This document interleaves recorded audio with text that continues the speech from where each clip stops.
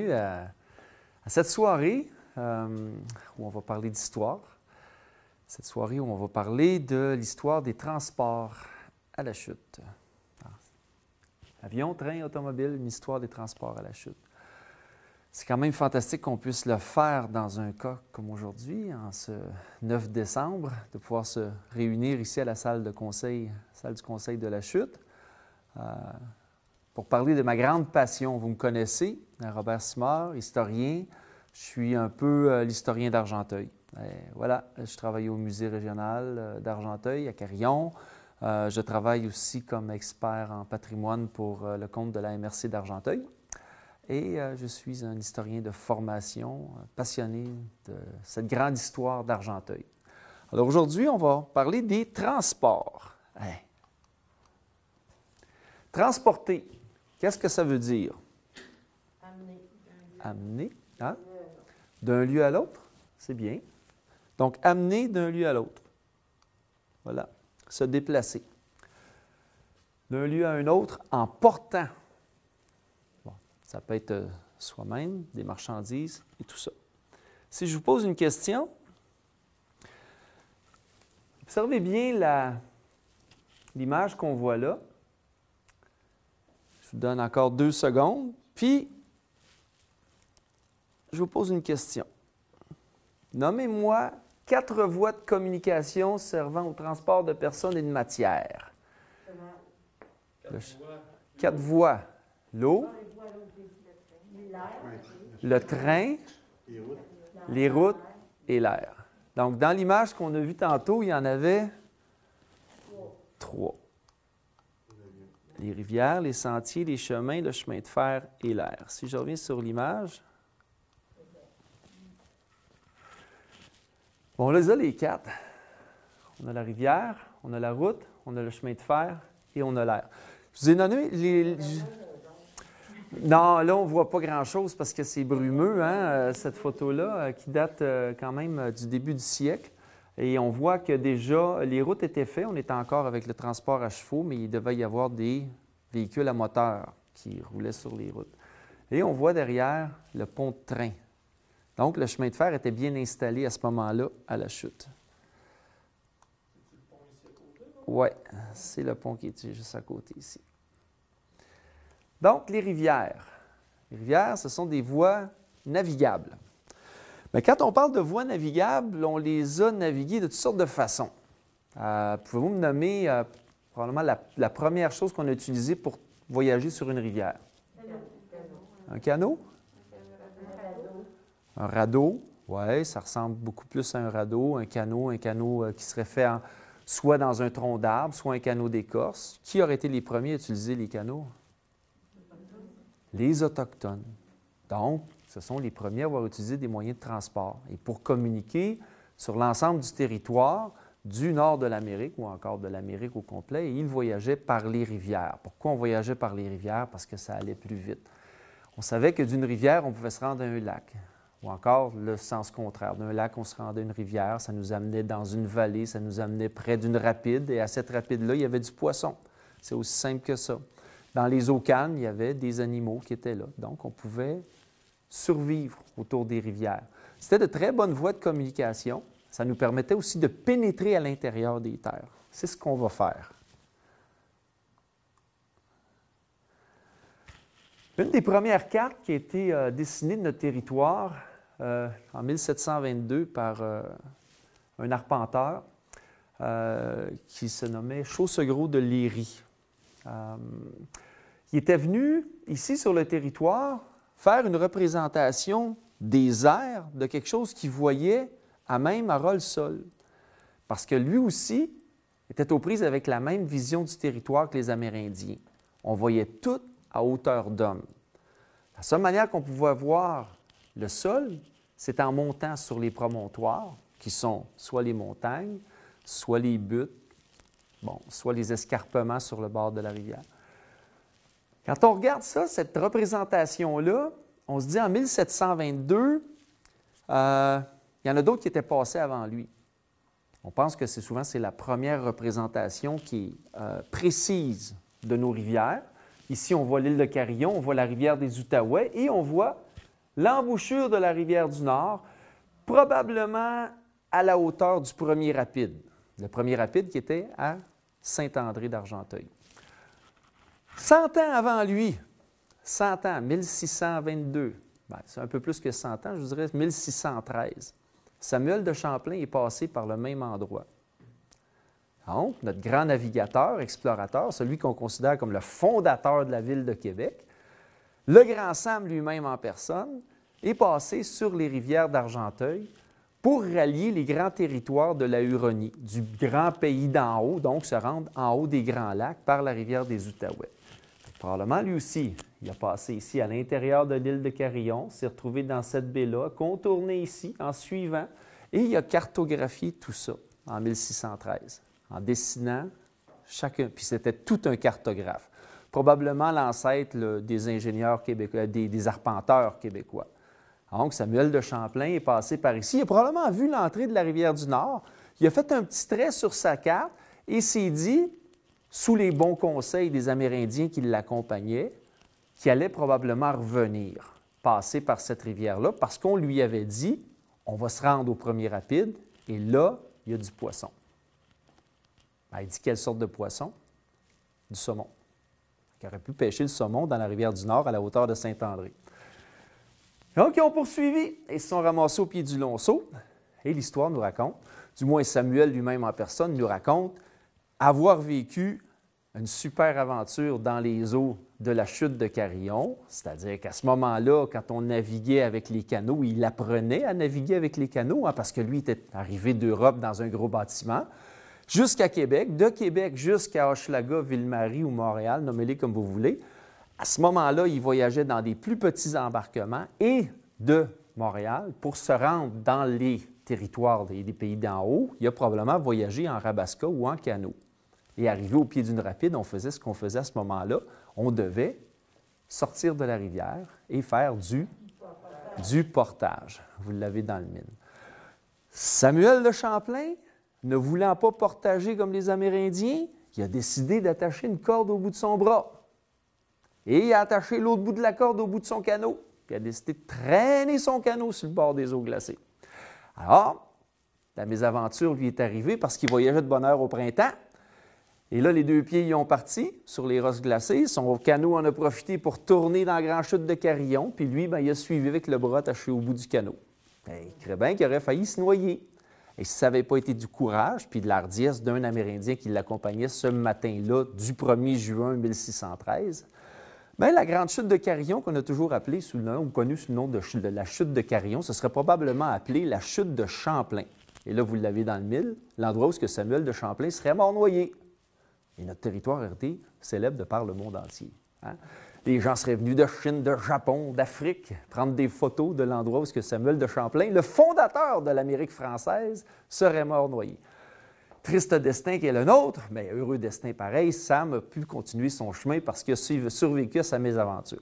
Mais tout ça pour vous dire que ces Français-là et ces Anglais qui ont débarqué sur ce territoire-là des Amériques ont dû s'adapter dans leur manière de se transporter et de se déplacer sur le territoire. De ces canaux, dans ces rivières-là qui n'étaient pas toujours commodes, pas toujours navigables, ils ont dû adapter leurs embarcations pour être capables d'y naviguer. C'est aussi simple que ça. Alors, du canot, du rabasca, on est passé tranquillement vers un autre type de bateau, un bateau à fond plat, avec un plus grand tonnage qu'on appelait du nom des concepteurs, que ce soit le bateau de l'Orme ou encore le bateau du Rame. Ces bateaux-là, c'était des bateaux à voile parce qu'il n'y avait pas de moteur. On voyageait avec le vent et on remontait les rivières comme ça. Quand on tombait dans une plus petite rivière comme celle de la rivière du Nord, bien évidemment, on canotait. Mais on canotait souvent jusqu'au premier rapide. Parce qu'un des problèmes, aussitôt qu'on se rendait là, on atteignait le premier rapide. Et là, on devait portager. Mais dans un cas comme ça, où on voit sur les cartes que la rivière n'est pas tout à fait dessinée, on se dit, bon, on est capable de rouler de l'est vers l'ouest, mais si on a envie de monter vers le nord, comment est-ce qu'on y va? Évidemment, la rivière du Nord nous renseigne qu'elle est sinueuse, donc elle part du nord, du sud vers le nord, et ensuite de ça, elle bifurque. et elle s'en va vers l'est. Donc, c'est une rivière qui, pour ceux qui voyagent, c'est une rivière qui mène à rien. Parce qu'elle ne s'en va pas dans une direction unique. Pour ces gens-là qui exploraient les territoires puis qui voulaient se rendre le plus loin possible, parce que, bon, l'objectif premier de Samuel de Champlain, c'était de trouver un passage pour qu'il puisse se rendre en Chine. C'est aussi simple que ça. Bon, il ne l'a pas trouvé, il a trouvé Grand Lac, il a fait des relations de commerce et tout ça, il a trouvé d'autres choses. Mais pour les gens qui montaient dans le territoire, ils voulaient se rendre à quelque part, mais la rivière était trop sinueuse. Premièrement, on se tapait les rapides de St. Andrews.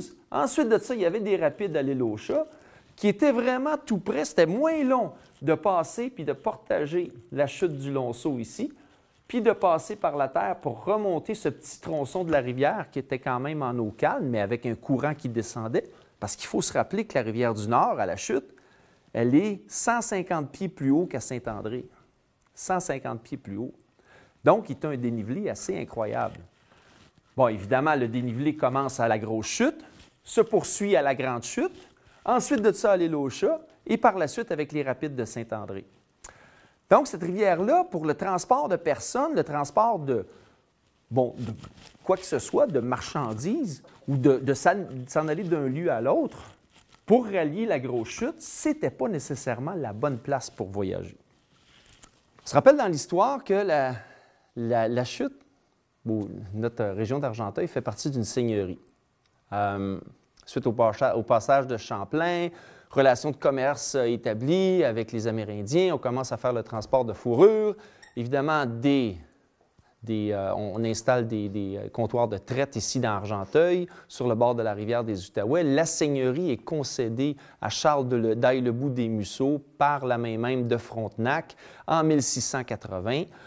Personne ne s'établit dans la seigneurie avant 1722 parce qu'on ne pouvait pas garantir la sécurité des gens. À partir de 1722, on a des familles qui s'installent dans le sud d'Argenteuil, donc complètement ici sur les terres de l'abbé de Carillon, sur ces terres-là qui sont ici, qui appartiennent au domaine, qui sont les terres qui sont en location. Ensuite de ça, ici, en montant sur la terrasse Robillard, on pousse tranquillement vers le premier rapide sur le côté est de la rivière du Nord et par la suite, on va établir les terres du pied du Lonceau à partir de 1785. Toutes ces choses-là se passent dans ces années-là, entre 1722 et 1785, mais il n'y a pas d'intention notoire à monter vers le haut, le nord du territoire, donc à monter vers la chute.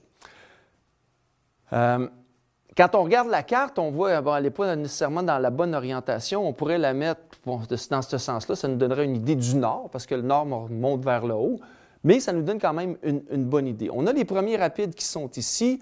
Les gens sont établis tranquillement. Il arrive un seigneur, le seigneur Patrick Murray, qui prend possession de la seigneurie en 1793. Patrick Murray, c'était un soldat de l'armée britannique. Il a décidé de tenter sa chance ici dans Argenteuil parce pour un ancien militaire de l'armée britannique, c'était une chose intéressante que de devenir seigneur. Hein? Ça lui donnait la chance de probablement faire partie de la nobility, hein, de cette classe supérieure des gens. Oh, ça paraissait bien dans un CV, comme on dit dans le temps. Je suis propriétaire d'une seigneurie. Maintenant, il faut que je l'établisse, cette seigneurie-là. Et pour établir la seigneurie, bien, ça y prenait des colons, des pionniers, des familles pionnières qui viennent s'installer sur ces terres, qui sont des censitaires, qui ne sont pas des propriétaires de terrain. Quand tu es un censitaire, c'est pas pire de négocier sur je vais passer un chemin sur ta terre parce que ta terre ne t'appartient pas, le fond de la terre m'appartient. Puis de toute façon, dans tous les actes de vente, il y avait des clauses spéciales disant que si j'ai besoin de faire un chemin, qu'on appelait les chemins du roi, bien ces chemins-là, je passe sur ton terrain puis tu n'as rien à dire. Maintenant, la donne a changé dans Argenteuil. Étant donné que la rivière n'était pas navigable à partir du premier rapide. Observation faite déjà en partant par Joseph Bouchette en 1815. Une seigneurie vraiment magnifique avec des terres qui sont cultivables, de belles terres, de beaux arbres, des gros érables, des chênes, du pin, des rapides pour les moulins, tout ça. Mais une rivière pas navigable, dépasser le premier rapide. Ça veut dire qu'à ce moment-là, on s'en va jusqu'ici, toutes ces terres-là qui sont vers le nord, on n'y a pas accès, ça devient des arrière-fiefs, ça devient comme des deuxièmes terres, des terres de second ordre, si on peut dire, parce qu'on n'a pas moyen de transporter les choses vers là. La seule voie de communication qu'on a à cette époque-là, ce sont les rivières. Il n'y a pas de chemin qui mène à Saint-André. Le pionnier qui vivait ici dans la baie de Carillon, puis qui avait fait ses récoltes, devait aller faire moudre son grain. Il devait passer par l'eau, faire tout ce chemin-là pour se rendre au moulin seigneurial pour aller faire moudre son grain. S'il n'y avait pas de moulin seigneurial ici à Saint-André, il devait traverser la rivière des Outaouais puis aller faire moudre son grain soit à Rigaud ou encore à Vaudreuil. C'est toute une aventure, parce que la rivière des Outaouais, ce n'est pas une rivière calme. C'est une rivière, quand il y a un vent dominant, les vagues sont à 3 pieds. Ça passe par-dessus n'importe quelle chaloupe. Donc, hyper dangereux. Alors, pour ces gens-là, ça devenait problématique. Alors, ils ont fait ce petit chemin-là qui est ici, qu'on connaît aujourd'hui comme la route du Lonceau.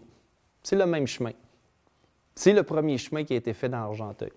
Je vous ai mis, ça, c'est un peu le lotissement là, de la seigneurie autour de 1824. C'est la manière dont on a déployé les gens sur le territoire. Et en déployant ces gens-là sur le territoire, au départ, on met toujours les premières terres, ou on concède les premières terres, celles qui sont sur les rivières navigables, tout le temps, tout le temps, tout le temps.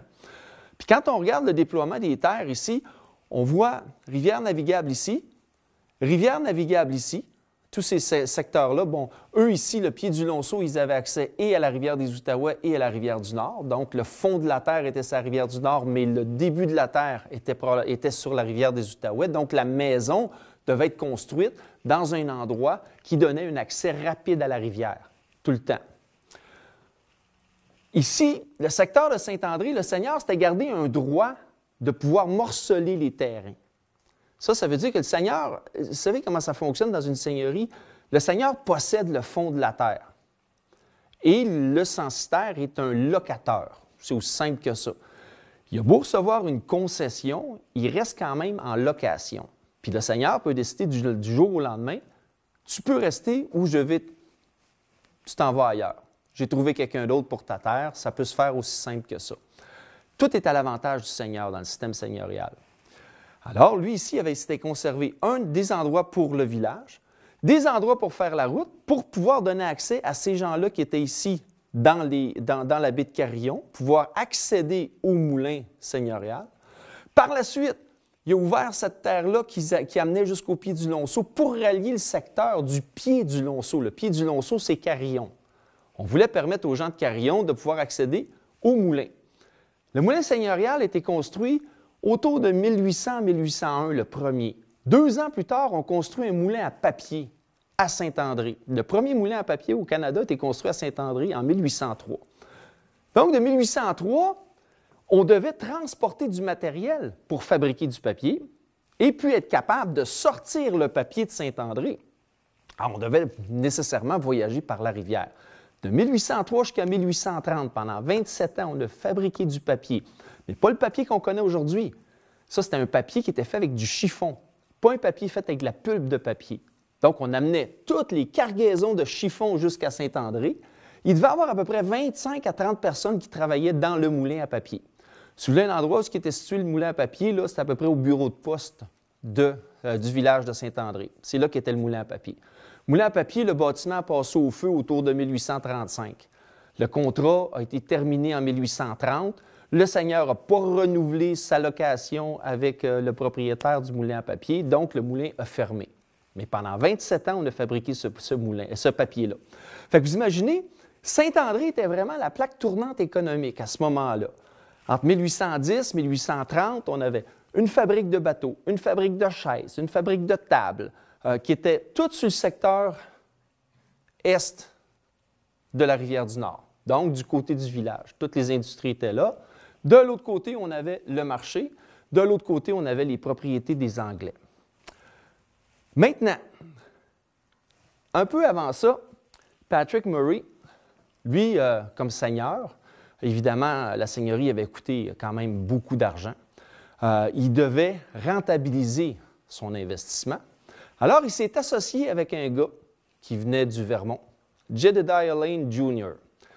Jedediah Lane Jr., c'était un fils d'un grand propriétaire terrien du Connecticut qui avait transféré au Vermont.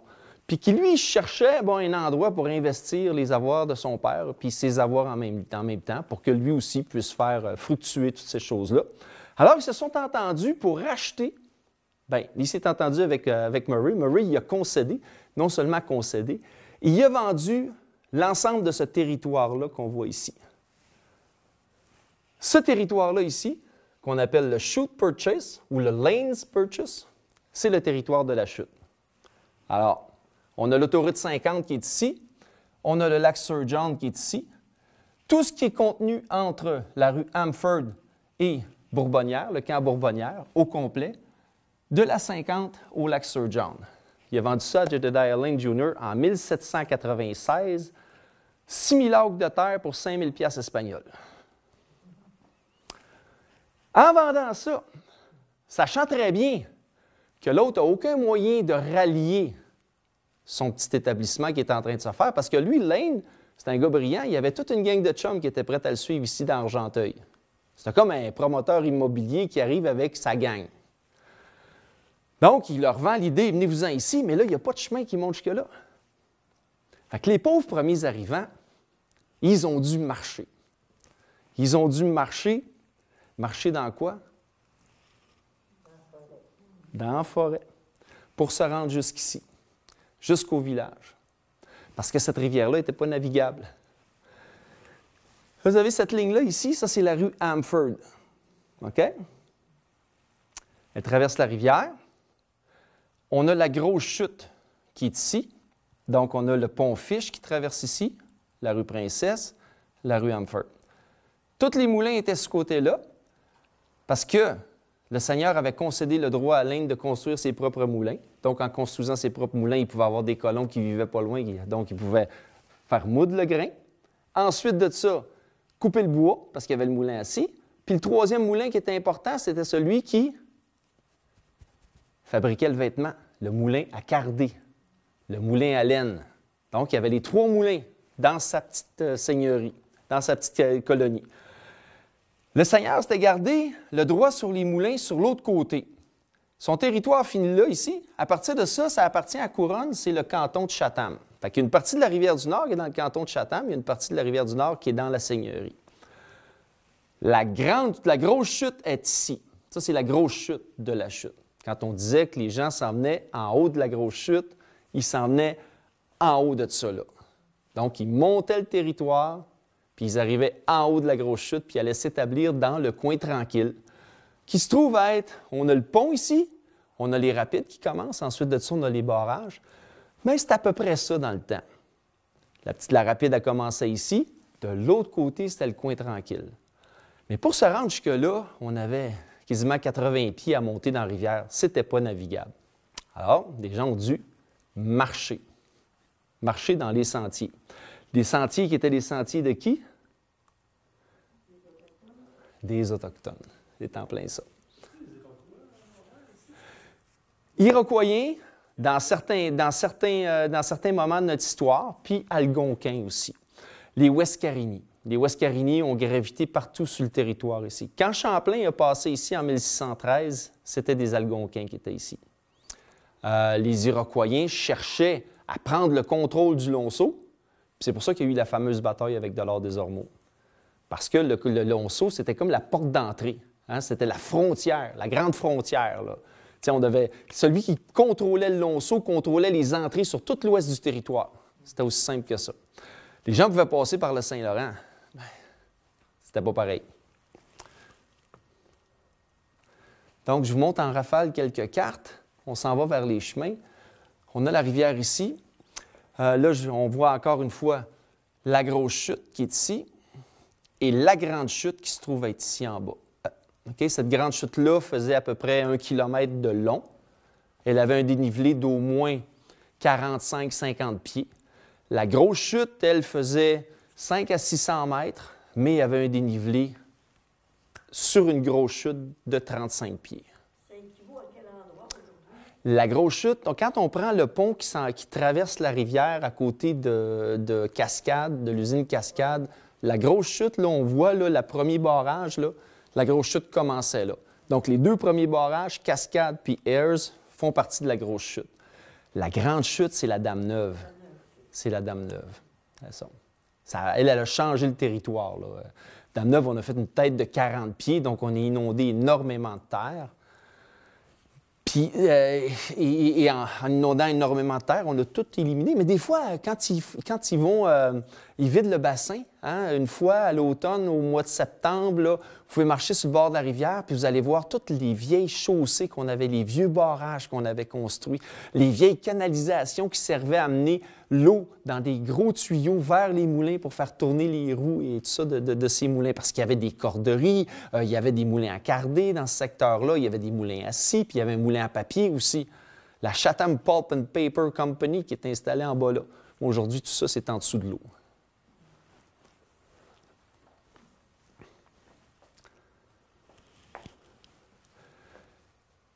Les sentiers, les chemins et les routes, difficile aventure. On dit difficile parce que normalement, dans une seigneurie, il n'y a pas de problème. Le seigneur a le droit sur tout. Mais là, je vous ai dit, Patrick Murray a vendu une partie de son territoire à Jedediah Lane. Lane n'avait pas de chemin pour se rendre jusqu'à la chute.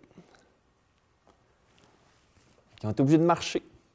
Hein? Les premiers, à partir de 1795, sont montés ici. Ils ont emprunté les sentiers connus, ils ont marché sur le pas des Amérindiens. Puis une chance, les Amérindiens avaient passé par là avant eux autres. Puis ils ont marché jusqu'en haut de la grosse chute. Il n'y avait pas de route. Les limites des terrains étaient marquées sur les arbres. Toi, tu t'en vas à droite du gros cèdre. Moi, je m'en vais à gauche du gros érable.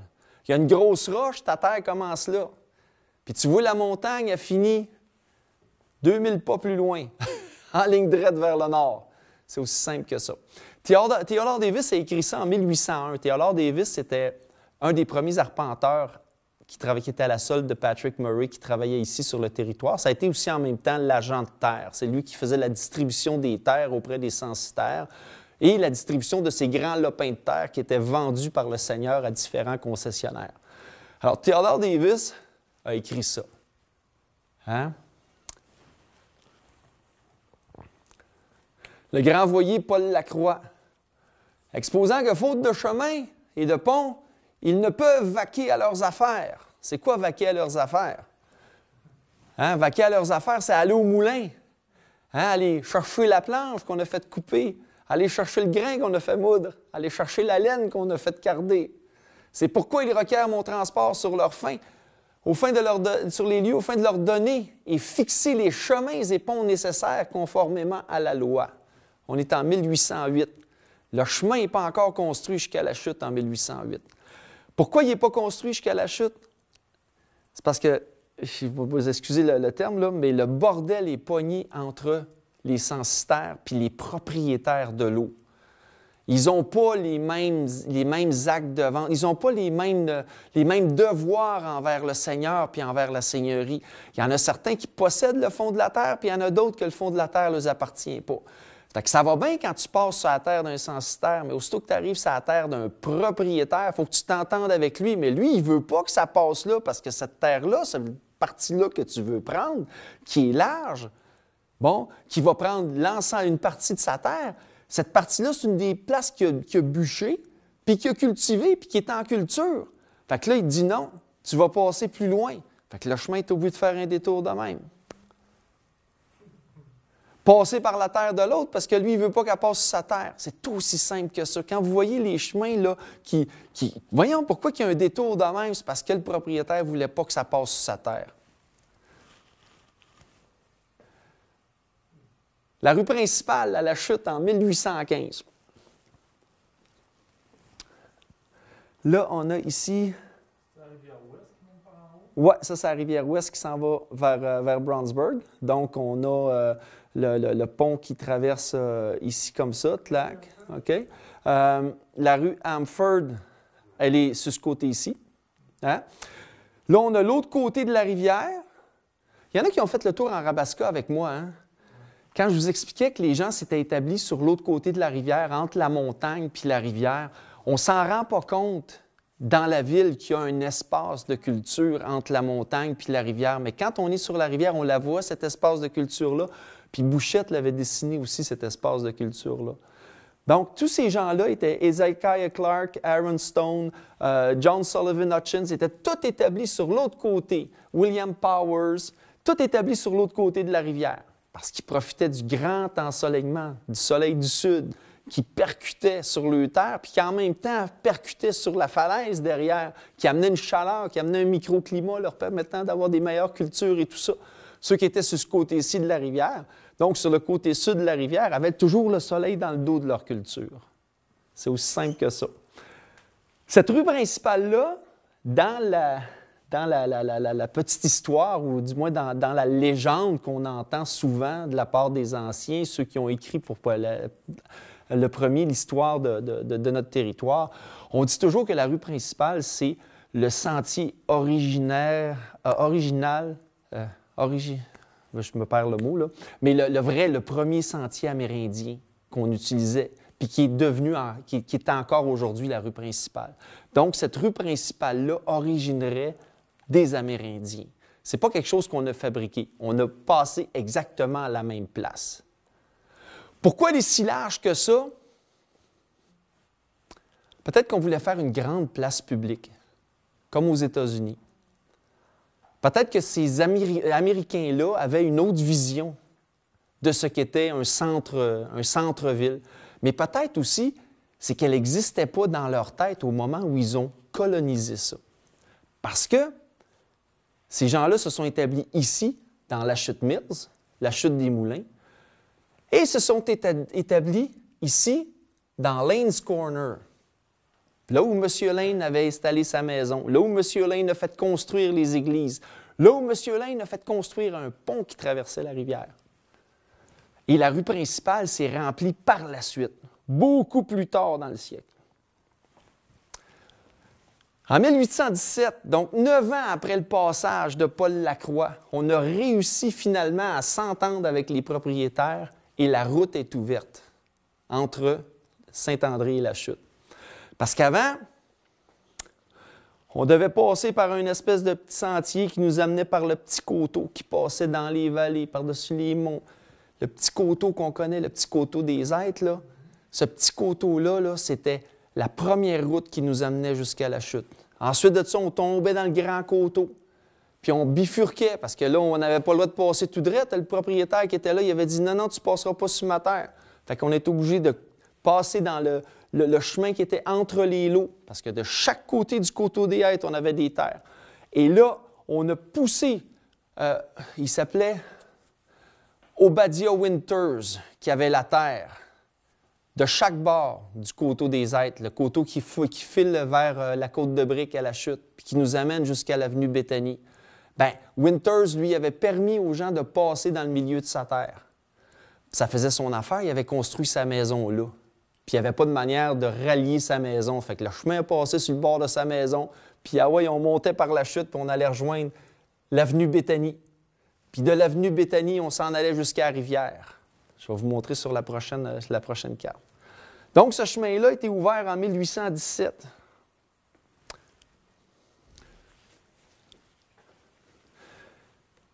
Le chemin de 1817, puis pourquoi il ne s'en va pas sur le bord de l'île aux Chats? Pourquoi il ne suit pas la rivière? Suivre la rivière pour un chemin comme ça, c'était... Bien, premièrement, il sortait de la seigneurie. La rivière, elle sortait de la seigneurie, elle s'en allait dans Chatham. Fait que de suivre le côté de la rivière, ce n'était pas une bonne chose.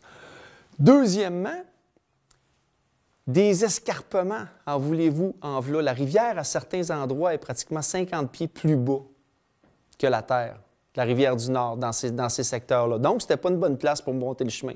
C'était préférable de passer le chemin là où il y avait le moins de vallées, le moins de golets possible. Parce que ces vallées-là, puis ces golets-là qui descendaient jusqu'au bord du ruisseau, bien, le chemin, il fallait qu'il descende jusqu'en bas, puis là, il fallait construire un ponceau. Puis savez-vous quoi? Le ponceau, là, il n'était pas aux frais de la couronne. Il était aux frais du propriétaire du terrain. Donc, dans certains cas, aux frais du seigneur. Dans d'autres cas, aux frais du concessionnaire Jedediah Lane ou bien de l'autre qui avait repris sa terre, qui avait acheté cette portion de terre-là. Alors, les gens n'étaient pas prêts à payer pour les ponceaux. Donc,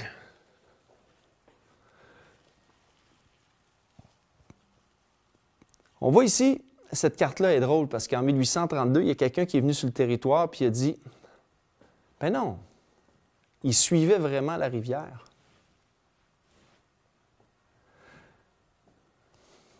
Ça n'a pas été le cas. Lui, il a voulu cartographier l'affaire. Je ne sais pas pourquoi j'ai mis cette carte-là. C'était juste pour vous montrer des fois la façon dont les gens pouvaient prendre une carte. Ça, c'est l'ancienne carte de Bouchette que quelqu'un, Wild, a repris. Puis il a comme dessiné des chemins là-dessus. Il n'y a aucun des chemins là-dessus qui est vrai. Alors, il faut faire attention. Il faut vraiment faire attention. Là où on va aller chercher la véracité là, dans un plan ou dans une carte comme ça, ça va être en utilisant les dessins des grands voyers. En ayant les dessins des grands voyers, on s'en va plus vers ce qu'était la réalité. Parce qu'ils ont pris le territoire. Ensuite de ça, ils se sont basés sur les procès-verbaux. Les procès-verbaux là, des arpenteurs. Donc, on savait qu'on passait de tel point à tel point, que là, il y avait ça. De cette façon-là. L'arpenteur aussi, souvent, avec son procès-verbal, il l'accompagnait toujours d'un dessin. Donc, c'était beaucoup plus en détail. Des fois, il faut faire attention aux cartes qu'on nous montre. Alors, je voulais vous montrer ça, juste vous amener un petit peu vers là. Je vais vous amener sur la fameuse carte où on voit le chemin de la chute. Ce ne sera pas long. Juste pour vous expliquer le chemin que les premiers prenaient. Donc, on partait de Saint-André, on passait ici par le petit coteau, on montait ici de ce côté-là, ensuite de ça, on a encore cette espèce d'embranchement-là, puis on a le coteau qui nous amène jusqu'à l'avenue Béthanie, et là, on sortait à la chute par l'avenue Béthanie. La façon dont ils ont tracé le sentier, c'est exactement la route. On peut faire une superposition entre Google Maps aujourd'hui et cette carte-là, puis c'est assez précis. Cette carte-là a été préparée par Theodore Davis, qui était l'arpenteur du Seigneur. Le chemin qu'on a ouvert en 17, c'est celui-là qui passe ici par le Lachute Road Settlement. On a ici la terre de Bob Roger, qui est ce triangle-là. Celui-là ici, c'est la terre de Bob Roger. Ici, c'est Geneva, qui appartenait à Theophilus Adolphus Hooker. Et ensuite de ça, on s'en va ici jusqu'à la chute. La Dame-Neuve se trouve à être ici. Donc, la Polyvalente se trouve à être là. C'est à peu près ça. Fait que ce chemin-là, ici, on est vraiment dedans. Et là, on a le village. Les deux villages. La Chute Mills, Lane's Corner. C'est bon? Ça, c'est le fun. Ça, c'est comme un plan beaucoup plus détaillé. On est plus tard dans le siècle, 1871. Et là, on voit tout le lotissement des terres.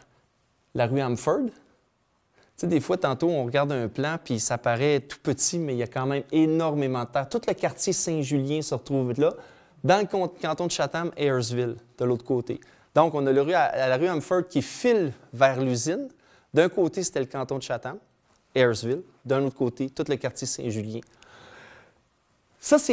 Toutes ces propriétés-là appartenaient à Francis Charles Ireland, qui était le beau-fils de James Fish. Eux autres étaient des propriétaires de moulins. À partir de 1850 jusqu'à 1875, avant l'arrivée du train, ils possédaient l'ensemble des moulins de la chute. À ce moment-là, J.C. Wilson n'était pas là, puis Ayres n'était pas là non plus, Thomas Henry Ayres. Donc, eux, ils étaient les grands propriétaires de la chute. Francis Charles Ireland et James Fish, c'est eux qui ont fait construire le pont qui traverse la rivière, qui n'était pas le premier pont, par exemple, là, mais un des ponts qui traversait la rivière. La chute en 1885. Là, il y a quelque chose qui a complètement changé dans la chute. Le chemin de fer. Le chemin de fer, là, c'est ce qui a fait que la rue principale s'est développée. D'un côté, on avait les églises, à côté du cimetière protestant. C'est là qu'étaient toutes les églises, en face du pont qui traverse vers Dunani. Il y avait un petit village là, qu'on appelait Lane's Corner. La tannerie est installée là, le magasin général est installé là, les églises étaient installées là, les écoles étaient installées là. Puis là, on a une communauté qui est écossaise, irlandaise protestante, américain méthodiste, Pratiquement pas de francophones, il n'y a pas d'église catholique à La Chute à ce moment-là. De l'autre côté, on a la Chute des Moulins, la Chute Mills, où les moulins sont installés. Et là, le train arrive. Quand le train arrive, la rue principale s'est développée. Et là, on voit sur cette carte de 1885 le début des industries. Les églises qui commencent à s'installer dans le centre-ville de La Chute, on crée le centre-ville de La Chute. Et la ville de La Chute, c'est une ville boomtown. La rue principale est large comme dans le Far West parce que la ville s'est construite comme une ville de boomtown, une ville avec un boom économique rapide en l'espace de 5 ans. Entre 1876 et 1880, la population a doublé. En 1885, la population a triplé. Donc, les usines, ces grosses compagnies-là, ont amené énormément de monde à venir s'installer dans la ville de La Chute. On a dû, à ce moment-là, construire, bâtir. La plupart des bâtisses qui se sont construites à partir de 1880, on les voit. Souvent, ce sont des maisons en briques rouges, des développements qui ont été faits dans les terres, en montant, hein?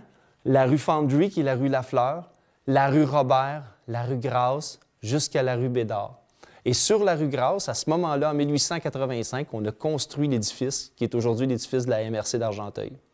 Ce bâtiment-là, qui était le bâtiment, la maison de la justice, hein? C'était là qu'on faisait les procès, c'est là qu'était le bureau du registraire et tout ça.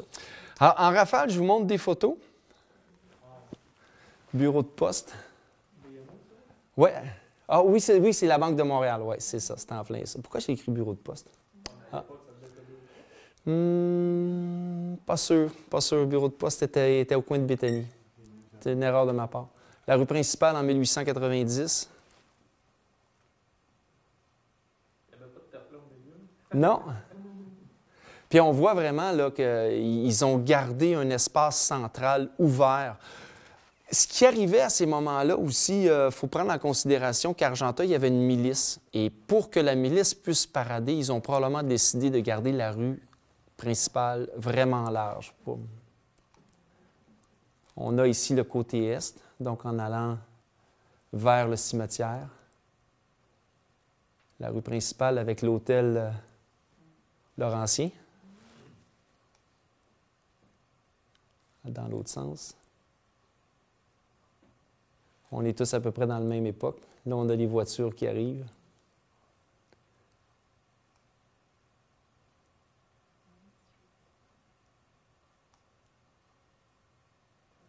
Ici, on est vraiment, là, la bâtisse qu'on voit là, c'est où on est, l'ancien auditorium de La Chute.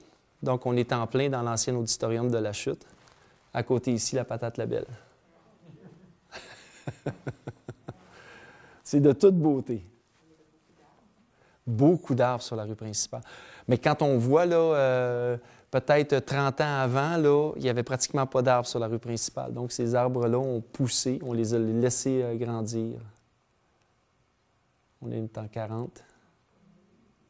Puis là, on voit les autos stationnés en diagonale. Puis on voit, là, à ce moment-là, la rue est asphaltée.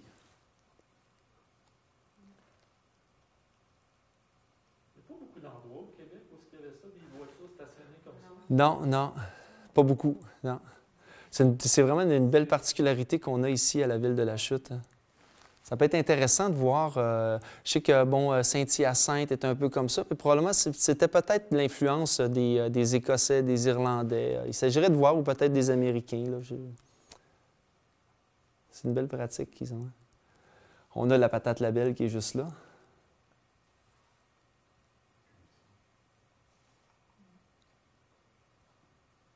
L'autre côté, en avant, c'était le bâtiment. Aujourd'hui, c'est pas le Top Shot, mais c'est l'édifice du restaurant Le 16 qui est ici, là, juste là. Après ça, on a l'église Margaret Rogers qui va devenir le prochain centre culturel, là, la bibliothèque, bibliothèque de La Chute. Hein? Comment on faisait de l'asphalte à ce moment-là? C'est pas les machines d'aujourd'hui, hein? Elle a sûrement duré plus longtemps, oui, parce que le fond était bien tapé. Hein? savez, en 59, là, avant 1945, là, les routes n'étaient pas ouvertes l'hiver, là. Donc, il n'y avait pas de charrue qui passait ces routes pour te permettre de rouler l'hiver. Il y avait le train là, qui nous amenait où on s'en allait. Là. Hein? Les ponts. Hein, tiens, je pose une question, c'est à votre tour de travailler. Le premier pont de la Chute a été construit où? Et c'est lequel? Le pont de train qui n'est plus là. Ouais, monsieur Wilson. Non, c'est un pont routier, c'est pas un pont de train. Donc, c'est un pont routier. Puis, il est juste en arrière, là. Il s'appelle comment, ce pont-là? Juste ici, le pont de la rue principale, là? Oui, un nom, oui. Ah, c'est le fun, hein? Le pont Baron. Le pont Baron. Eh oui. Puis là, on a le pont White.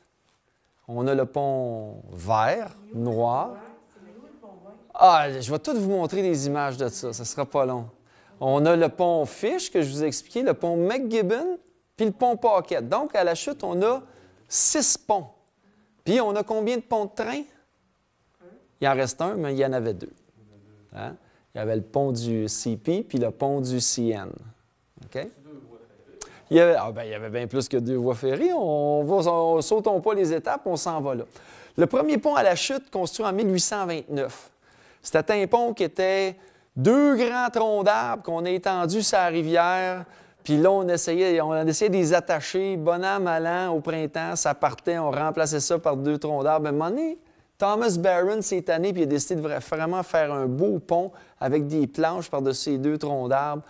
Ça a duré l'été. Rendu au mois de septembre, le pont est parti avec une crue. Parce que la rivière du Nord avait cette particularité-là, avant d'avoir les barrages, c'est une rivière qui bougeait énormément dans son niveau. Elle pouvait être un petit cric en été, dans les temps de sécheresse, mais à chaque fois qu'il y avait une pluie, elle se gonflait et se déchaînait.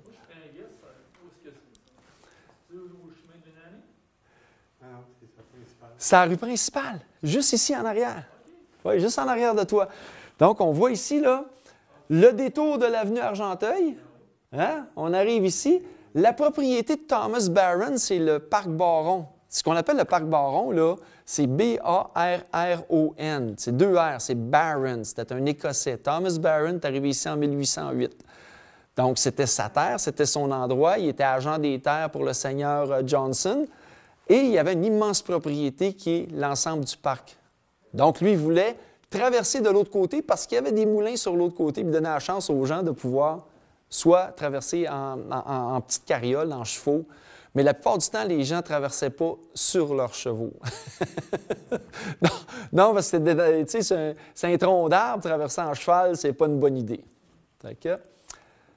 Premier pont, alors celui-là, ça c'est la deuxième qu'il a construit, celui qui a toffé le plus longtemps. Celui-là, il l'a construit en 1836 sur pilotis.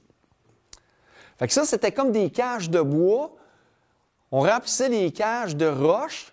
Comme ça, quand la crue arrivait ou le courant pognait dedans, ça ne partait pas avec les cages. Puis la glace non plus, parce que là, on était capable d'ancrer ça, mais il fallait vraiment ancrer ça sur le lit de la rivière. Mais Robert, oui. c'est-tu à l'endroit exact où, parce qu'il y a des cages plus hautes? Là où il y a les cages plus haut, ça, ce sont les cages de l'ancien pont de train du CN.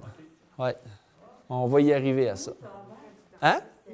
Ça, c'est le pont Baron. Mais il n'est pas exactement où ce qu'on est là, parce qu'avant, là, c'est juste un petit peu plus au... si on regarde le pont qui traverse la rue principale, on va aller un peu plus au nord. Donc, un peu plus au nord, le chemin bifurquait comme ça, puis on revenait de même. C'était tout un... Vous devez vous rappeler de ça, à l'époque, il y avait le pont de fer, là. C'était calvaire pour les gros trucks à passer au travers ce pont de fer-là. De toute façon, on va voir des images de ça tantôt. Là, ce pont de fer-là, qui a été construit en 1920, lui, ça a été le 3e pont qu'ils ont construit là. Donc, le pont Baron, c'était un pont de fer pareil comme le pont qui traversait la Dunani. OK? Puis là, on voit un gros truck en 69. Donc, 49 ans plus tard, les trucks avaient de la misère à passer là-dedans parce que le pont, il surélevait puis il tournait. Fait qu'un camion comme ça, il restait pogné. Le moindrement qui arrivait, oups, ça accotait puis il était obligé de faire venir, c'est ça, plein de mécaniciens de towing et tout ça. C'est toute une aventure. Le pont Fish, Là, on voit le premier barrage de J.C. Wilson. Ça, c'est le pont qui traverse à côté de la taverne du Pont, au bout de la rue Grasse. La maison qu'elle voulait la semaine passée, c'était la maison de J.C. Wilson. Hein? Oui, c'est en plein ça. Ouais. Sur le bord de la rivière. C'est ça, qui n'était pas sa première maison. C'est la maison que sa femme avait fait construire. Parce que quand lui est décédé, elle a fait démolir la maison dans laquelle elle vivait avec lui. Puis elle s'est fait construire ça pour ses enfants. Puis je pense que c'était sa petite fille, Mme Kopp, qui vivait là, qui était une des dernières propriétaires là, de la maison. Pont-Fiche, encore une fois. On voit, c'était toute une aventure de traverser sur ces ponts-là. Hein? Là, on était en 1950. Là. Hein? La photo d'avant, celle-là, c'est autour de 1900. Oui, c'est ça. Donc, 1950. Le pont Copeland. C'est le pont du Nanny. C'est ça. Ce pont-là, lui, en 1916. Donc, celui qui est encore là, c'est le même, construit en 1916. C'est pas large, la rivière. Non, elle n'est pas large, c'est ça. C'est pour ça qu'on a fait un pont comme ça. Puis aussi, le niveau d'eau, il monte quand même assez haut au printemps. Là. On le voit souvent, ça déborde, ça va à côté. Le pont Copeland, évidemment, il s'est appelé comme ça parce que c'était M. Copeland qui était propriétaire du terrain sur lequel le pont aboutissait. Mais avant, il s'appelait le pont Powers. Le pont Powers, c'est un des premiers ponts qui a été construit ici par la voirie municipale. Donc, c'était le pont qui permettait de traverser la rivière du Nord pour monter à Gore, pour monter à Wentworth, OK? Puis pour monter jusqu'à Morin Heights. Là. Le pont White. Beaucoup de gens ont pensé que le pont White, c'est celui qui s'en va vers Morin Heights, hein, qui traverse à côté, qui prend la 329. C'est en plein ça. Beaucoup de gens ont pensé qu'il s'appelait le pont White, puis ils l'ont appelé le pont Blanc, parce que ça faisait référence au pont Vert, qui était à l'époque noir, qu'on appelait le pont Noir, mais quand il est devenu vert, quand on l'a peinturé vert, on l'a appelé le pont Vert. Mais White, c'est M. White qui était le propriétaire de la terre. Donc, c'est le pont qui a été nommé en son honneur. La version de 1944, aujourd'hui, c'est plus le même pont. Hein? C'est quand même un beau pont. Puis vous voyez, juste de l'autre côté, ou ce côté-ci, c'était plus ce côté-ci, parce que là, on ne s'en va pas vers la chute, mais on s'en va vers Saint-Jérôme. Ici, il y avait une plage. Les gens se baignaient là, à ce moment-là, dans les années 40, dans les années 50. Il y avait une plage avec une petite patate. Donc, on pouvait aller là, sur le bord, puis on se baignait dans la Rivière-du-Nord. Le pont McGibbon. C'est la Rivière-Ouest qui traverse la rue principale. La compagnie McGibbon, C'est en plein ça, qui est un moulin à scie. Hein? mon père à la chute. Ah oui, bon, fait que votre père a travaillé... Un sieur de Moulin. OK, c'est un sieur de moulin à scie, il a travaillé pour McGibbon, c'est ça. Donc voilà, les ponts. Le train, à partir de 1876, donc on est rendu dans notre troisième voie de communication, voie de transport. Hein? La modernité qui arrive à la chute. Combien de chemins de fer à la chute? On disait 2? 2? Il y a eu, c'est ça. Il y a toujours une chicane. On a le premier qui est arrivé en 1876. OK? Le Québec-Montréal-Ottawa-Occidental Railway, qui est devenu l'ECP, Canadien-Pacifique, par la suite. OK? Lui partait de Québec, ne devait pas passer par Montréal, devait passer par Québec, Joliette, La Chute, Ottawa. Parce que passer par Montréal, c'était un paquet de troubles. Finalement, ils ont comme décidé qu'en 1876, le train devait absolument passer par Montréal parce que c'était la grande ville. Alors, ils ont fait passer le tronçon par Montréal et par la suite, de Montréal, Sainte-Thérèse, La Chute, Ottawa. C'était le Québec-Montréal-Ottawa-Occidental Railway. C'est arrivé en 1876 ici à La Chute. C'est ce qui a fait que J.C. Wilson, avec sa papetière, puis Thomas Henry Ayres, avec sa filature, sont venus s'installer ici à La Chute. Sans chemin de fer, ils ne seraient jamais venus. Le deuxième, Canadian Northern Railway, le CNR, Canadien national.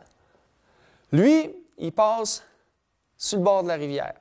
Lui, il partait de Montréal, il ralliait Sainte-Thérèse, Saint-Jérôme, ensuite de ça, s'en venait jusqu'ici. Quand on prenait la 158, là, à l'époque, qu'on appelait la route 8, pour se rendre à Saint-Jérôme, on traversait ce chemin-là 4 fois, 5 fois. Dans le coin de Bourbonnière, le chemin devenait sinueux, la traque, elle s'en venait jusqu'ici. Parce qu'il avait gardé la traque pendant tellement longtemps, là, dans les années 60-70, on pouvait traverser la voie ferrée au moins 5 fois entre la Chute et Saint-Jérôme. C'était long. Puis on passait à travers Bourbonnière, puis le chemin passait là. Puis lui, là, il s'enlignait là, tranquillement sur le bord de la rivière du Nord, là, puis il traversait le Petit Canada. Petit Canada qui est juste en arrière ici. Puis pourquoi on a appelé ça le Petit Canada? À cause du Canadien national. Mais c'est drôle parce que ce chemin-là, il n'a pas resté longtemps à la Chute. C'est quoi derrière l'idée de ce chemin de fer-là? Ce chemin-là devait rallier le grand tronc du côté d'Hawkesbury. Donc, lui passait par la Chute, ensuite de ça, descendait, rejoindre le tronçon de chemin de fer qui avait passé par Saint-André, Saint-Eustache, Saint-André, rallier Grenville, puis traverser le pont à Hawkesbury, puis rallier le grand tronc du côté de l'Ontario. C'était ça qui était le grand plan.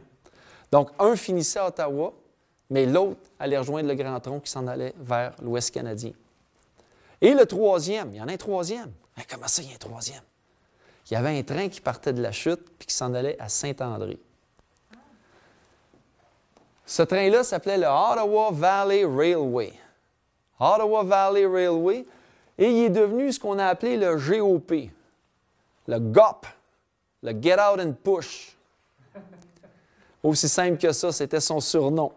Les gens prenaient le train à la Chute, donc on embarquait à la gare de la Chute. Et ensuite de ça, le train bifurquait par la rue Mary et descendait comme ça par le Coteau des Aides jusqu'à Saint-André. Mais là, ça allait bien quand il parlait de la Chute parce que c'était un petit train, tu sais. Il descendait jusqu'à Saint-André, mais quand il remontait de Saint-André pour revenir à la Chute, des fois, il était trop chargé, les gens devaient sortir du train puis pousser le train pour l'aider à monter le Coteau des Aides. C'est pour ça qu'ils l'ont appelé le Get Out and Push. Vous allez voir les dates d'existence de ces trois tronçons-là. Donc, 1872, on arrive avec plein de propositions. Ça, c'est intéressant. Parce que dans ce temps-là, tu sais, la politique, là, c'était pas comme aujourd'hui. Hein? Le chemin de fer, là, c'était la chose la plus importante qui existait. Tout le monde essayait de vendre l'idée d'un Canada uni d'un océan à l'autre. Nous, on avait un député ici, John Joseph Caldwell Abbott, qui était un conservateur, mais lui, il avait été propriétaire d'un tronçon de chemin de fer, d'un chemin de fer. Le chemin de fer Carillon-Grenville, ça y appartenait. Et lui, il voulait absolument qu'on utilise ses tracks. Donc, pour lui, le premier chemin qui devait passer dans Argenteuil, le premier chemin de fer, devait passer nécessairement par Saint-André. Mais les gens de la Chute voulaient qu'il passe par la Chute. Fait que là, ils se sont battus aux élections. Puis celui qui a gagné les élections, c'est lui qui a gagné le chemin de fer. Donc, c'est le gars de la Chute, Thomas Christie, qui a gagné les élections puis qui a fait venir le train à la Chute. Si ça avait été John Abbott qui avait gagné les élections, le train serait passé par Saint-André. Ça va être aussi simple que ça. Fait qu'on a eu plein de propositions. En partance de Saint-Jérôme, le train part de Saint-Jérôme, s'en vient vers la Chute, s'en va jusqu'à Ottawa. Mais on avait celui-là ici, qui passait ici, par Saint-André, absolument, puis s'en allait chercher le carillon Grenville Railway, puis s'en allait à Grenville. Ils ont travaillé fort pour celui-là en 1872, mais en 1876, la compagnie a tranché. C'est la Chute qui a gagné. Ça a été aussi simple que ça. C'était une grosse bataille politique. Il y a même eu, je vous dirais, des malversations dans ce temps-là pendant les élections. Des gens qui ont triché. Ça se peut-tu? Hein?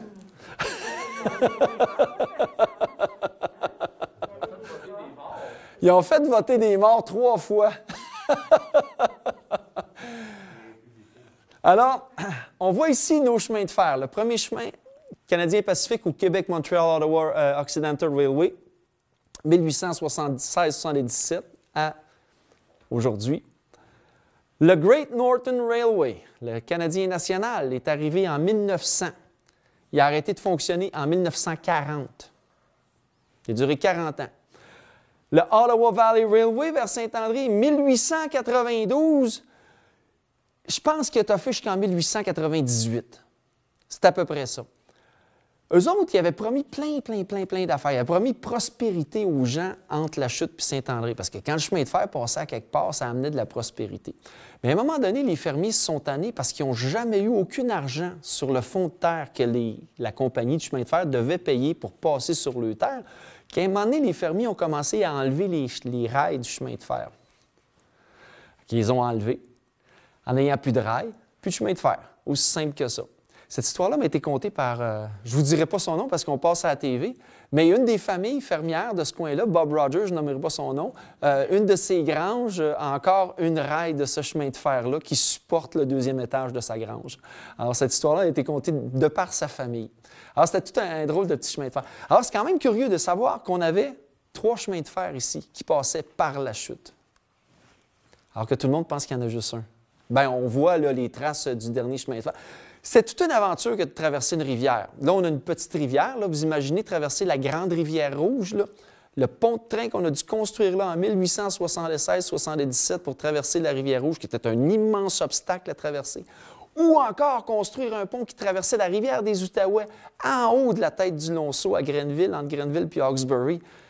Des gens faisaient des travaux vraiment extraordinaires dans ces temps-là. Un horaire de train.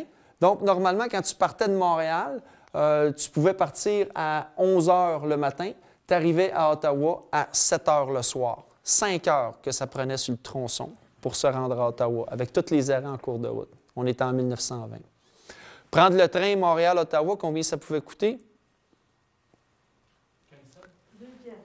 35 cents. 35. Bon prix.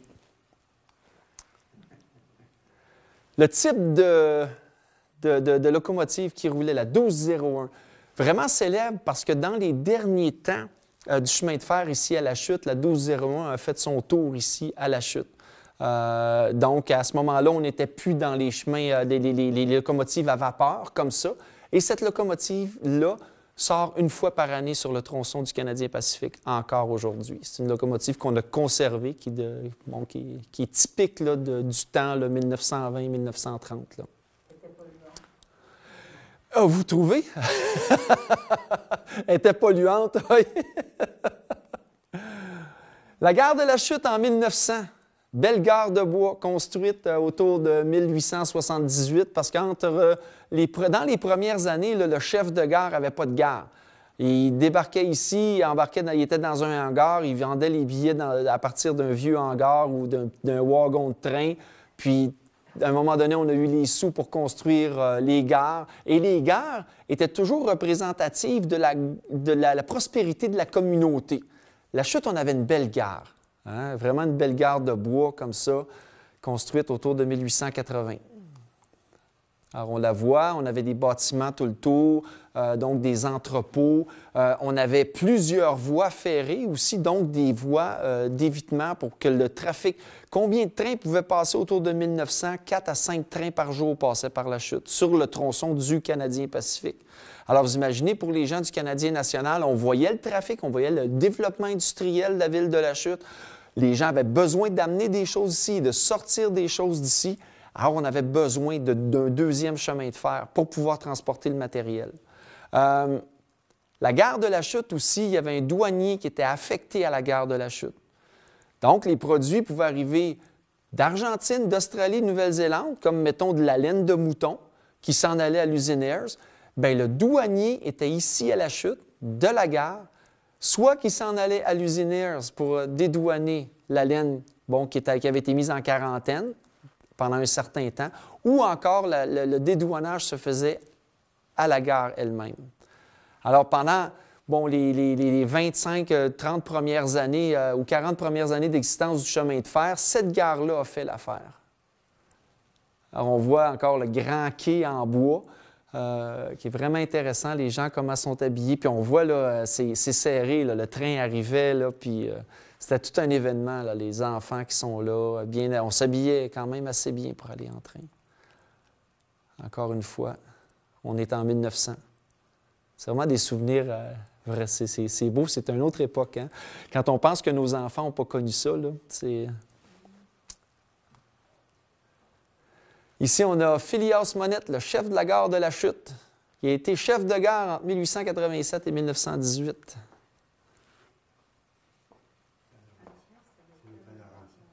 Ouais. Ah oui, c'est l'ancienne, c'est l'hôtel Windsor qui est en arrière là. L'ancienne, oui, c'est Windsor, c'est ça.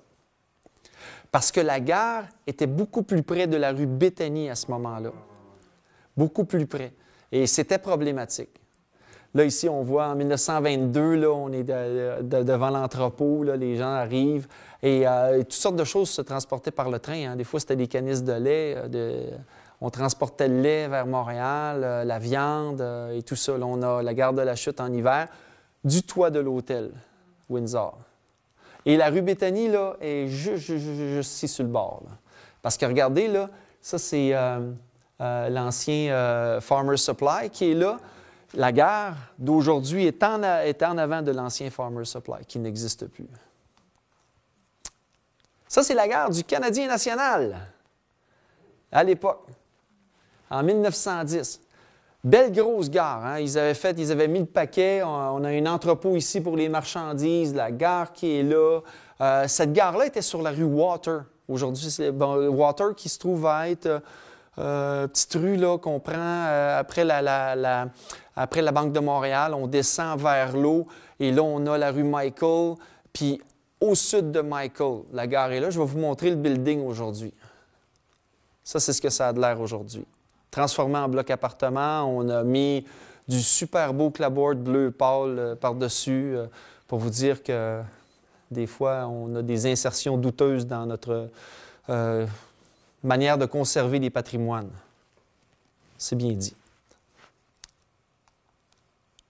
La gare de la Chute, celle qu'on a aujourd'hui, construite en 1929, celle-là, on l'a éloignée de la rue Béthanie parce qu'avec le trafic qu'on avait, on bloquait constamment la rue Béthanie. Moindrement qu'il arrivait un train, c'était bloqué le temps qu'on décharge. Il y avait des entrepôts frigorifiés et tout ça.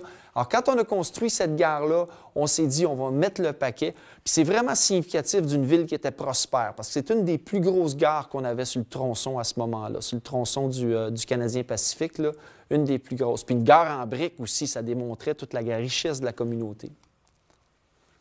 On a ici Paul-Émile Labelle et Henri Larche, les deux chefs de gare. Paul-Émile est ici, Henri est juste là. Paul-Émile, vous connaissez peut-être leurs enfants, Claude, Jean et ouais. Puis Henri Larche. Oui, Monsieur Larche. Oui, c'est le père d'André Larche. C'est le père, oui, c'est ça. Le père d'André, oui, c'est ça. De Christian aussi, le père de Christian. Ça, c'est une belle petite maquette que quelqu'un a fabriquée avec la compagnie Dumais, là, qui était, eux autres, ils avaient l'huile à chauffage, tout ça, qui était là. La photo. Oui. Le pont du CP, celui qu'on a juste ici derrière. Le pont du Québec-Montréal-Ottawa, qui a été changé. Hein? Ça, c'est celui-là, il a été changé au début du siècle. Encore une fois, c'est le même pont. Et là, on a le pont du CN. Le pont du CN qui, lui, passait dans le parc Baron. Et on voit encore aujourd'hui là, l'espèce de gros piliers qui traversent la rivière derrière une petite maison jaune, là. C'est ça, le dentiste, c'est ça. On voit le pilier encore aujourd'hui. C'était ce pilier-là qui était de l'autre côté de la rivière. Bon, qui est celui-là qui est ici, parce qu'on s'en va par là puis on rentre dans la ville de la Chute. Et là, on le voit de la montagne McGibbon, de l'autre côté de la rivière. On a le chemin de fer du Petit-Canada. Puis voyez-vous, il y a des champs ici. On est vraiment là dans le Petit-Canada. Alors, tout ce quartier-là s'est développé à partir de 1940, quand le train est parti. On a même la vieille église catholique ici. Celle qui était là avant l'église Sainte-Anastasie.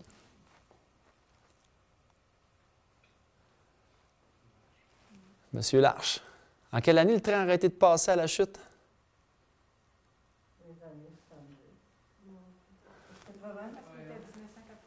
1981. Au mois de novembre 1981. Quand même, il n'y a pas si longtemps. Hein? Ça fait 39 ans de ça qu'il n'y a plus de train de passagers, on s'entend, parce qu'il y a un train qui passe quand même à la Chute. C'est un train de marchandises qui appartient à la Québec-Gatineau, c'est ça. Alors, M. Larche est en train de mettre la clé dans la porte. Ça a été, à ce moment-là, le dernier train qui passait à la Chute. pas longtemps avant, on a, dans le documentaire qu'on a fait sur la gare, on a un de ses fils, Marcel, qui raconte le passage du dernier train, puis qui disait avec un peu la voix nouée par l'émotion, que quand le dernier train a passé, ça a permis à la famille de dire aussi pour une dernière fois adieu Paul-Émile. Son père venait de mourir là, quelques temps avant, là, puis ça a été comme la fin de l'aventure du train pour cette famille-là ici à La Chute. Alors, les trains avaient beaucoup changé. Hein? Ça, c'est un train Bud, un peu qui ressemble à un métro. Voilà. Et la gare aujourd'hui? Vraiment belle. Ils ont fait un job extraordinaire. Ça, c'est un exemple qui est cité partout dans la province de Québec sur la manière dont dont une communauté s'organise pour conserver quelque chose d'important, un bâtiment patrimonial important pour la communauté. Puis c'est la manière aussi dont la gouvernance des dirigeants municipaux et de la structure de la MRC ont réussi à faire quelque chose, à rendre à ce bâtiment-là, là, à le rendre au public en faisant en sorte que ça soit utilisé par le gouvernement de la MRC, que les gens puissent aller là, revoir. Ils ont tout refait, c'est de toute beauté. Allez faire un tour à l'intérieur de ça. Oups, là, je m'en vais par en arrière, excusez-moi. On est rendu au dernier. La dernière voie de communication. Le rêve de Gilbert Ernest Ayres. Gilbert Ayres était propriétaire de la compagnie Ayres à partir de la mort de son père autour de 1940. Et lui, il avait un rêve d'amener des avions ici à La Chute. Puis à un moment donné, il avait les moyens de ses ambitions, puis il avait les moyens de ses rêves. Alors, Gilbert s'est construit un aéroport, s'est acheté un avion, puis s'est construit un aéroport. Mais ce n'était pas le premier à avoir un rêve d'aventure, d'aviation ici à La Chute. Vous savez, il y a à peu près 101 ans, dans ces temps-ci, 13 novembre 1919, on a eu le premier atterrissage d'un avion à La Chute. Et cet avion-là, qui était un Curtiss Jenny, il avait été envoyé ici dans le but de mousser la vente des bons de la victoire. On venait de sortir de la Première Guerre mondiale, on venait de gagner la guerre, les Alliés avaient gagné la guerre, on avait besoin d'argent pour financer la guerre. Alors, le prince de Galles avait proposé aux communautés, les communautés qui vont donner le plus d'argent ou qui vont acheter le plus de bons du trésor, le bon de la guerre, ces communautés-là vont recevoir le drapeau du prince de Galles. La Chute a fait partie de ces communautés-là. Une des communautés qui a donné le plus dans les bons de la guerre, les bons de la victoire. Alors, l'avion, le Curtiss Jenny, est venu ici, à l'automne 1919, porter le drapeau. Il s'appelait le Raymond Dale parce qu'à ce moment-là, il n'y avait pas d'immatriculation, il n'y avait pas assez d'avions. Et l'aviation venait de commencer en 1908, là, les premiers vols là, dans le coin de Montréal, c'était des vols planés. Là, on avait un avion en moteur. Fait que vous pouvez imaginer là, comment c'était là, à ce moment-là. Là.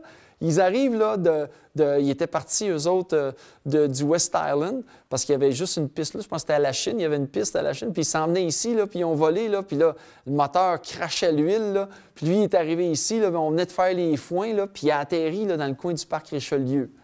OK? Puis il a descendu tranquillement, il a fait son approche, il a regardé, OK, le terrain n'a pas l'air trop accidenté, puis là, il a atterri là-dessus.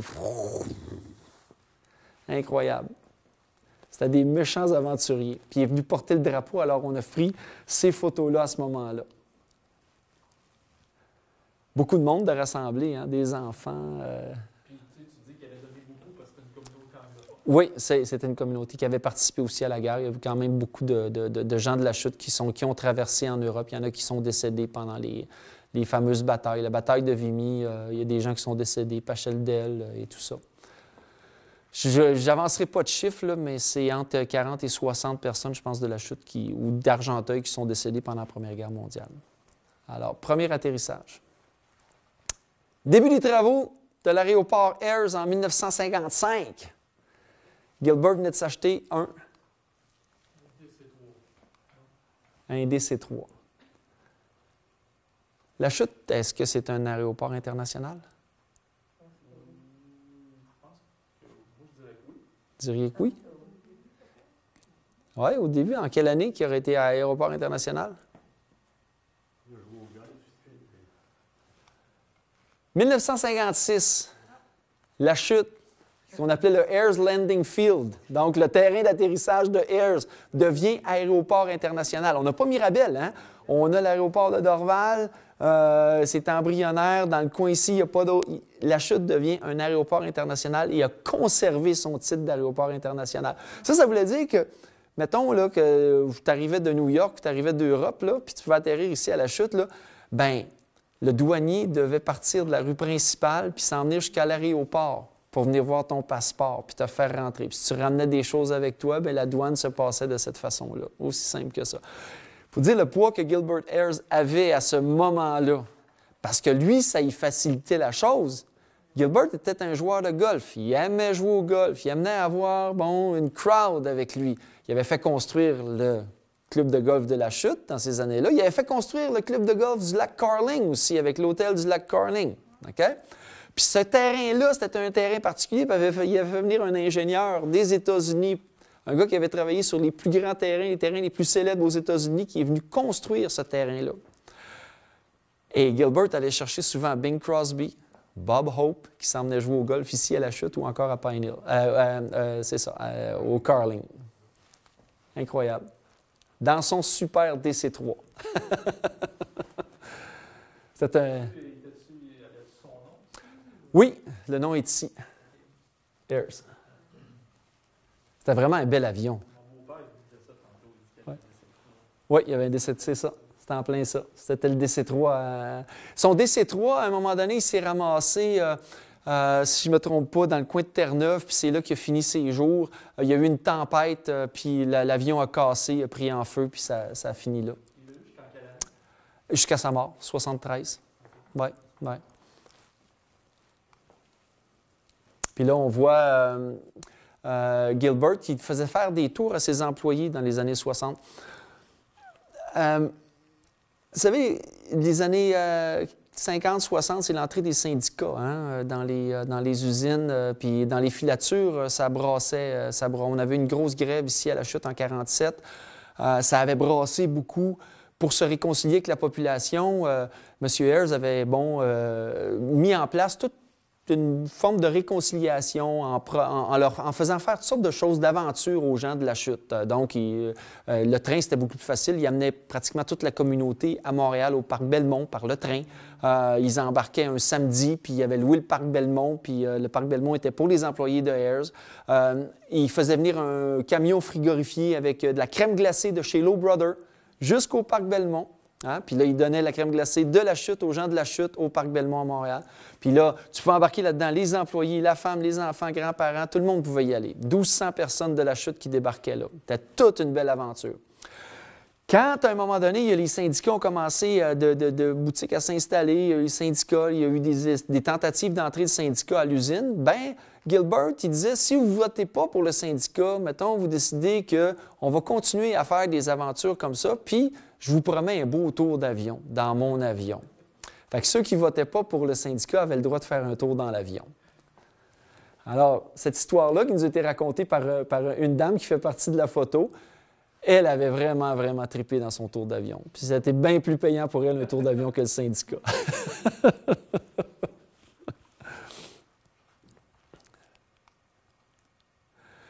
Dans le journal local, le Watchman, évidemment, on disait que les avions faisaient beaucoup de bruit, mais c'était probablement l'avion de M. Ayers. Fait que les policiers voulaient lui donner un ticket parce qu'il roulait trop vite sur la piste. L'aéroport de la Chute, en 1970, est encore propriété des Ayers. À partir de 1970, Gilbert Ayers proposait à la ville de la Chute d'acheter l'aéroport. Les négociations ont duré pendant 2 ans, de 71 à 73. En 1973, un peu avant la mort de M. Ayers, l'aéroport de la Chute a été acheté par la ville de la Chute. Et depuis ce temps-là, l'aéroport de la Chute est une propriété de la ville de la Chute. L'aéroport aujourd'hui. Alors, l'aéroport de la Chute, c'est un des premiers aéroports qui accueille des gens où il y a des gens peuvent vivre sur le territoire de l'aéroport, avoir des petits entrepôts, des garages où ils vont rentrer leur petit avion là-dedans. Alors, ils sont tous installés ici, sur ce côté-là. Et dans ces maisons-là. Vous voyez, il y a comme des runaways qui rentrent dans le bois. Il y a des maisons qui sont ici. Les propriétaires d'avions ont accès directement à la piste par leur runaway, puis ensuite de ça, ils vont partir. Donc, c'est vraiment une belle histoire à succès que cet aéroport-là. C'est ça qui a sauvé. Le fait que la ville de la Chute, oui, c'est ça. Autrement l'aéroport... Puis l'aéroport a encore aujourd'hui sa caractérisation d'aéroport international. Je voulais vous montrer quelque chose. Un avion, Un DC-3 peut atterrir ici, oui. Ouais. Il sera obligé d'avoir des douaniers qui viennent ici? Oui, oui. Est-ce qu'il y a un service de douane qui est encore présent? Je ne sais pas s'il est assuré par quelqu'un à la poste. Je ne peux pas vous dire. Mais ils ont encore cette chose-là.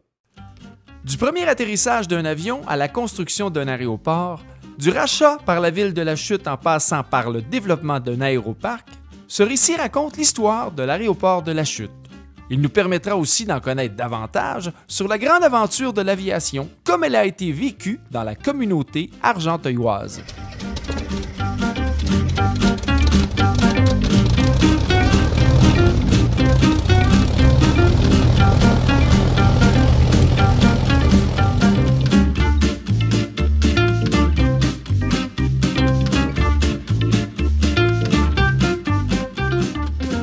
On est présentement au Parc Richelieu, à la Chute, sur le bord de la rivière du Nord, là où, à peu près 100 ans avant aujourd'hui, le 13 novembre 1919, il y a eu un exploit quand même assez extraordinaire. Ça a été le premier atterrissage d'un avion ici à la Chute.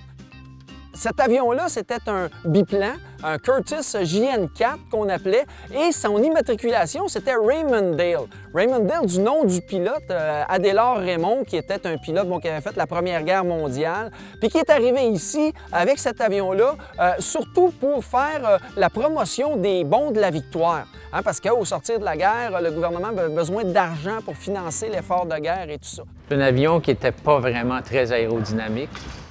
Le moteur était rudimentaire. Et puis le cockpit était ouvert, c'est-à-dire qu'on avait un petit pare-brise, on était dans le vent, littéralement.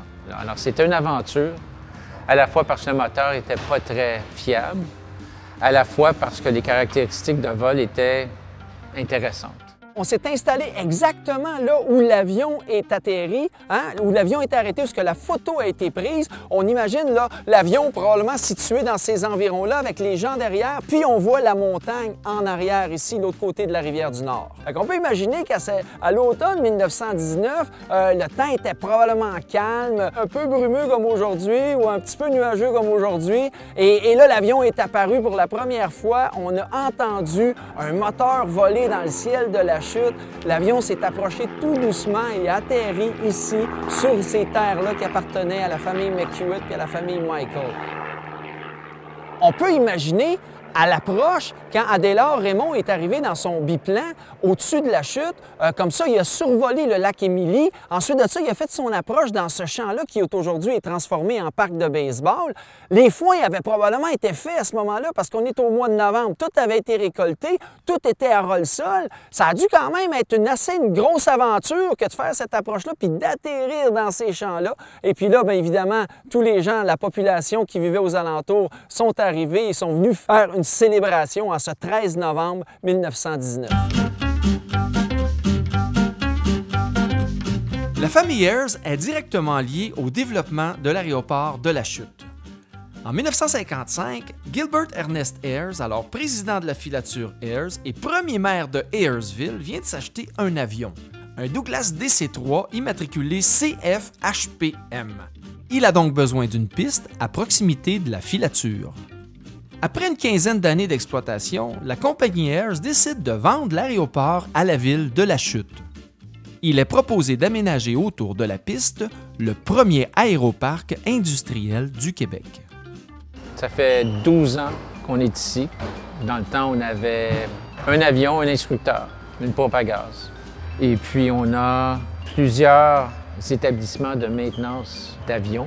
On a une école d'ultraléger. Il y a cette école-ci pour les avions certifiés.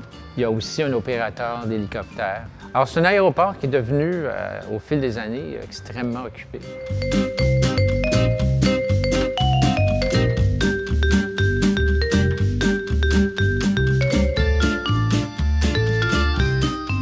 Dans les dernières 20 années où j'ai été ici, moi, j'ai vu 3 gérants d'aéroport.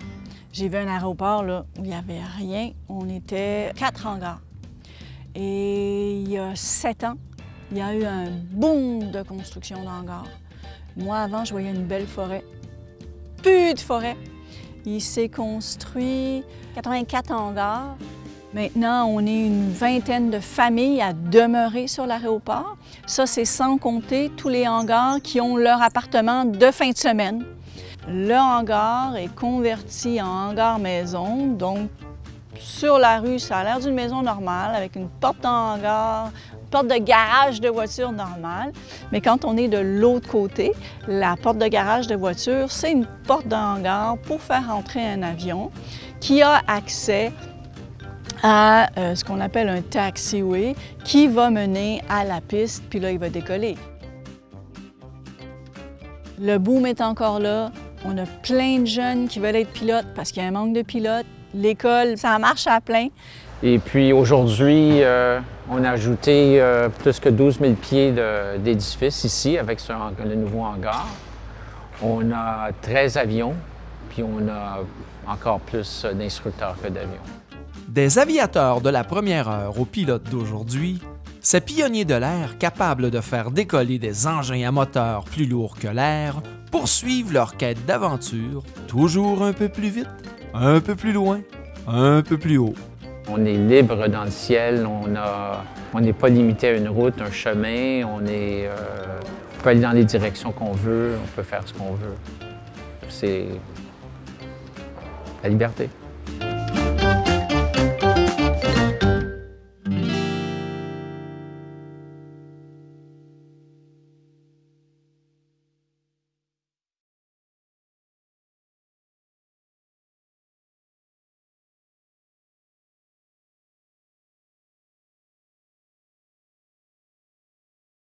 Les transports, 4 voies de transport, on a vu comment ça change.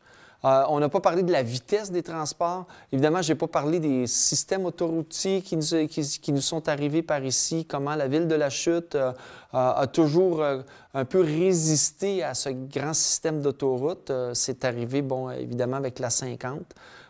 Mais on a toujours voulu que le trafic passe à l'intérieur de la ville. Pourquoi? Parce que c'est une super belle ville à découvrir.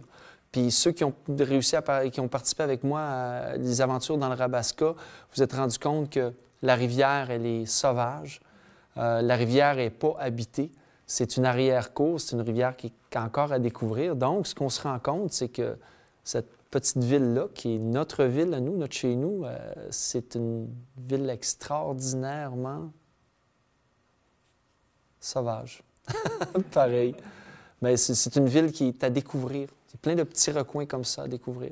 Puis évidemment, quand je pense aujourd'hui à la manière dont La Chute oriente son image de marque en disant que c'est votre histoire, bien moi, je vous ai donné une partie de votre histoire. Alors, je termine là-dessus. Merci.